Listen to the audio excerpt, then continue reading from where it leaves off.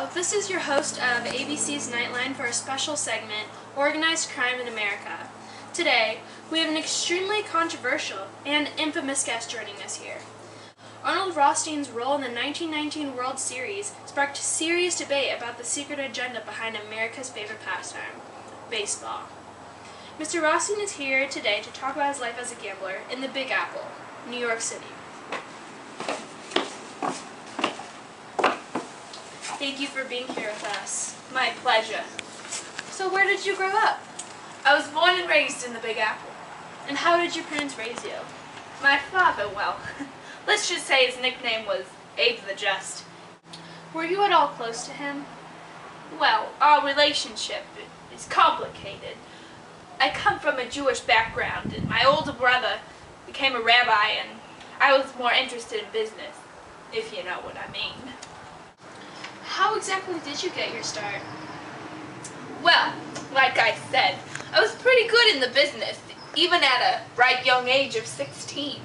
I began winning little by little and started betting larger and larger amounts of money. Soon I was betting a couple of Benjamins a day. I'm sorry, could you clarify Benjamins?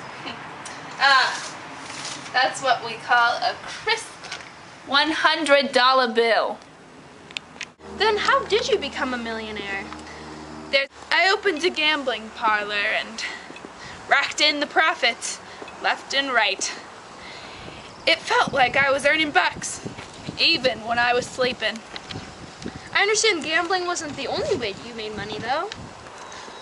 At one point, I did involve myself with bootlegging, but I didn't make too much off that. The profits really weren't worth my time or the risk.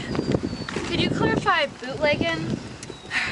During the ban of alcohol, I shipped some top quality liquor into the States and sold it to various distributors. Are you at all aware that that is completely illegal? Oh, sure. But what they don't know doesn't hurt them.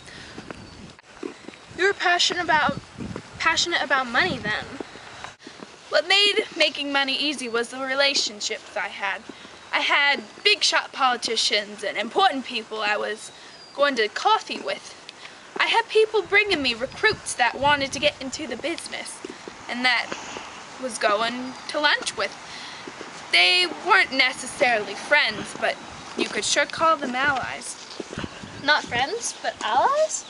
What's the difference? Well, friends, you gotta care about their feelings and whatnot, but allies, you just gotta confront them and inform them about what you're doing.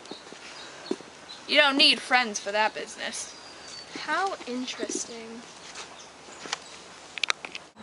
So, I want to bring up your involvement with baseball. I'm sure a lot of viewers are wondering, including myself, if you believe that you corrupted the sport in terms of money involvement.